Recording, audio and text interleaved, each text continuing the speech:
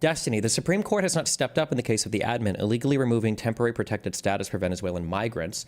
A federal judge issued an injunction and the Supreme Court granted the government stay on order. So the problem with things like TPS, okay, and this is one of my biggest criticisms arguably of DACA, okay, is that for too long, okay, please listen to me. This is why voting is important, okay? Civics takes, all right, with Destiny the retard, okay? Please listen to me. For too long, okay, we have accepted that we are too divided as Americans to pass groundbreaking legislation in Congress. I don't know what the last big important like rights pertaining piece of legislation is. Maybe the crime bill in 93 or 92, maybe. We cannot, what's happening is, unfortunately, oh, maybe the ACA, I don't know if that's civil rights-ish. Not the Marriage Equality Act. No, I wouldn't count that, and I'm going to tell you why, okay?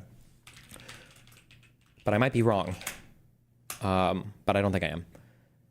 For too long, because we have decided that we can't pass anything in Congress, we're starting to look to the other branches of government to fill in that role, and it's improper, and we see the results of that impropriety. So some big examples would be, remember when we were going over immigration and studying how the immigration system in the US works, the president, the executive, has, under his very narrow purview when it comes to allowing immigrants in the country, the ability to do a special carve-out for a few groups of people. One of these carve-outs, there were 3 different ones. One of them is called TPS, or Temporary Protected Status. The problem is that that is not Congress approving those immigrants. It has nothing to do with the legislative branch. That's just the president having the special ability to say, hey, there are some people, I'm going to designate them as safe, and let's do this. I think that DACA, maybe, I think this is in my notes somewhere. I think DACA was done under TPS. Let me see if I can find this. Control F, TPS. We have TPS, DED, so temporary protected status, deferred enforced departure, and deferred action for childhood arrivals established in 2012. Okay. This was just done, DACA was a executive kind of pause on certain types of deportations that was done by the president. That's it. DACA has nothing to do with Congress. And you can see what's the weak thing about a thing introduced by a president is that it can be rescinded by a president. That's not good. This is why we need to be fighting for things like legislative reform of immigration and not rely on the president to do things for immigration. Because what a president introduces, another president can theoretically rescind. You have no legal ground to do it. So when you zip, you said the Supreme Court has not stepped up on the case of the admin illegally removing TPS. I'd have to look into it explicitly. Like, they can't be arbitrary and capricious. So Trump can't come out and say, I'm removing this because I think it's gay, which is kind of what he tried to do with DACA. And the Supreme Court was like, okay, well, you got to, like, you can be pretextual, right? You can ad hoc it, but at least say something. You can't just do this. This is retarded. You actually have to try. You have to give a reason and pretend that we're doing something here. But if the president can introduce it, the next president can take it away. Not good. That's why we want the Congress to do things. All right.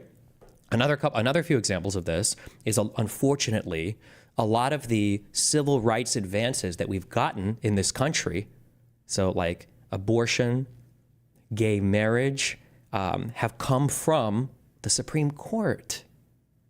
Remember, we had the Civil Rights Act? That was a big piece of legislation from Congress that the Congress voted on and supported and passed into law, right? Or things like amendments are obviously the Congress of the states. These are big things.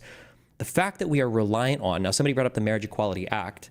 I could be wrong. I don't think I am. I believe, didn't that come under Biden recently? That act came way after the Supreme Court is what stepped in and safeguarded gay marriage. But we've seen this now. So what happened with abortion?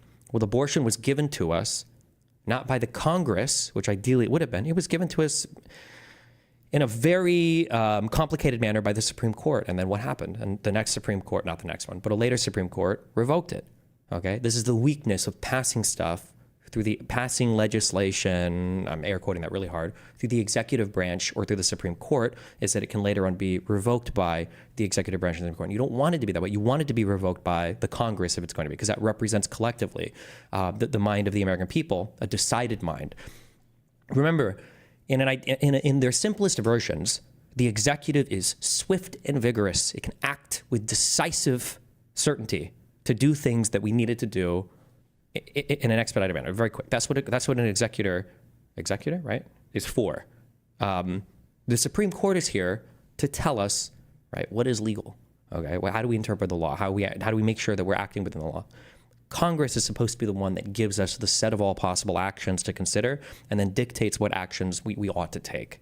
And for too long, we've relied on the Supreme Court and the executive to give us that list of possible actions and choose. And it's just not good. We shouldn't be reliant on them for that, okay? So that's my rant on that.